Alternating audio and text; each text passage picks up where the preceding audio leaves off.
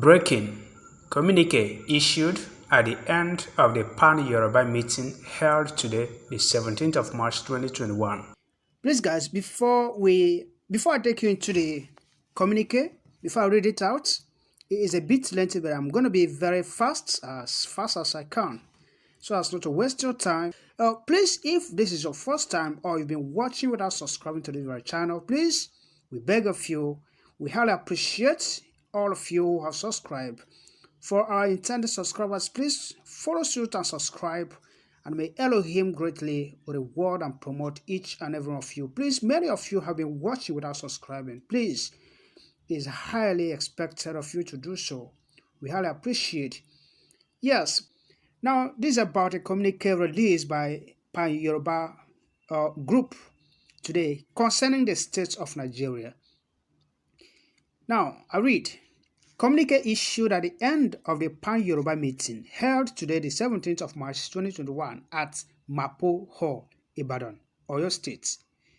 We the Yoruba leaders of thought, comprising Obas, chiefs, policy shapers, politicians, technocrats, intelligentsia, security-related groups, and socio-cultural groups have met and decided for the greater and common good of the Yoruba as follows. 1.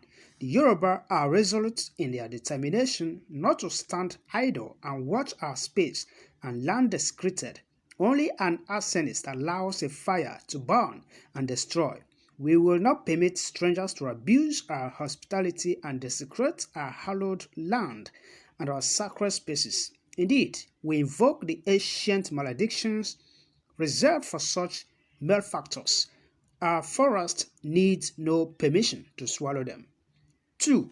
The Yoruba are confronted by the realization that we are living in a time of bad metaphors, a time when dogs do not hearken unto the whistle of the hunter, and the rivers which have forgotten their sources still continue to flow.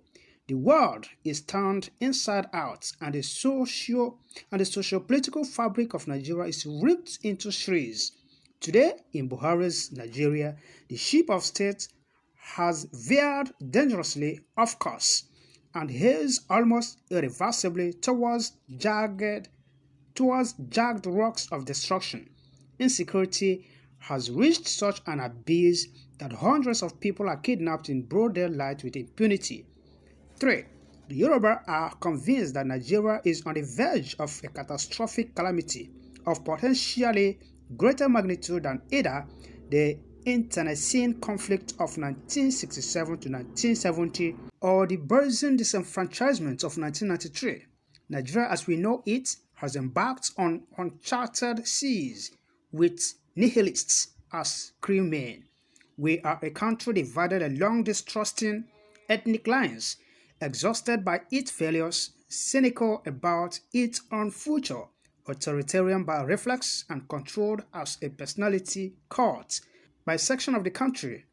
The relentless pursuit of power by a group of self-servers, the ruthless cabal that respects neither equity nor equality, with an entrenched sense of entitlement, has taken away any sense of belongings to this union by the Yoruba. When injustice becomes law, resistance will be a duty. 4. The Yoruba announced their exhaustion with this government obsession with lies and denials of truth and facts. Farmers' haters' clashes are denied despite photographic evidence of massacre and eyewitness reports of mayhem. Terrorists roam the land in the garb of herdsmen, killing, raping, kidnapping and maiming with little or no reaction from constituted authority. A high-ranking government official declares that bandits are not criminals. 5. The Yoruba are perplexed by the fact that the Nigerian state is bombing the Eastern Security Network, ESN, yet the same government is embracing and romancing terrorists. It is now safe to say this is a government that panders to terrorists, protects terrorists, pays ransom to terrorists, and prevaricates terrorism with absolutely no sanction by the by the northern-dominated security apparatus of Nigeria. How exactly can such a government continue to seek the support of the Yoruba going forward? 6. The Yoruba hereby make known their opposition to Sheikh Gumi's interaction with these dreaded terrorists. A video circulating on social media that shows the Sheikh trying to divide the Nigerian army along rigorous lines is an abominable wake-up call. The Sheikh is guilty of incitement when he claims that it is Christian soldiers who attack bandits to sow religious tension. To encourage bandits to be selective in their reprisal attacks and avoid women and children is tantamount to aiding and abetting terrorism and sabotage. The Sheikh has forgotten that thousands of Christian soldiers have lost their lives battling Boko Haram and other terrorists. The Nigerian military is one of the few institutions that have resisted division along religious lines. By condoning Sheikh Gumi's felonious pronouncements, the government is allowing him to fan the embers of crisis while hiding under the cloak of mediation. 7. The Yoruba are convinced that the North is already at war with itself. Rather than face that situation squarely, the Northern-controlled federal government keeps trying to divert attention by teasing out conflicts in some areas and exporting crises to other locations. The Yoruba call it Dabimosheda. Well, if I didn't pronounce that very well, forgive me, I don't understand Yoruba. It will not work. The Yoruba will not swallow the bait and allow our hard-won inheritance to be consumed in the consequent conflagration. Cognizant of the foregoing, it has become imperative that the territory that was known as Western Region under the 1963 Constitution, along with other peoples having affinities with the Yoruba nation in Edo, Delta, Kogi, and Kwara, be organized in pursuit of our political identities, of our political identity and socio-economic welfare of all. Notwithstanding any politically correct labels, our quest is to think through and fashion out the pathway for the progress of our people at the homeland and across the world. The Yoruba hereby resolve as follows. I. The Yoruba have decided to embark on a venture of massive resistance to the issue of insecurity.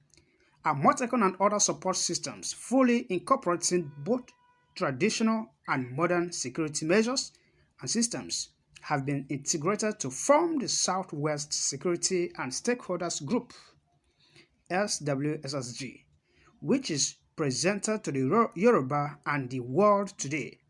The role of SWSSG is the protection of our patrimony, our physical and human assets, our forests, and our intangible legacies, which have been inviolate and inviolable for over a millennium. 2. That is II.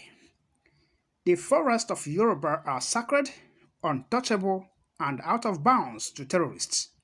May the curses of all our forefathers hold to account all who attempt to cede even 1 inch of our forest to any ranch or settlement for the use of foreigners, despoilers, ruiners, ravagers, and desecrators of our forests. Our forests house our spirituality, our essence, our egungun, our oro, our spirits, our food, security, our culture, our being.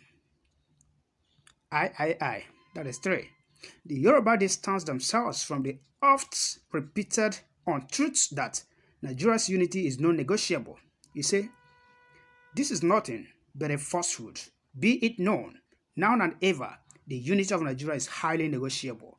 If we cannot be happy together, then let us find peace and joy apart. Nigeria can only remain Nigeria if all parties agree to deal equitably with each other. 4. The Yoruba are resolute in their fierce determination to pursue vigorously our own chosen destiny, to be free men and women, and never to be second-class citizens in our own land and space. Signed, Mogaji Boyega Adejumo. Wow, this is very impressive, I must tell you. And they've started very well. Please do subscribe to our channel before you go, and thanks for watching.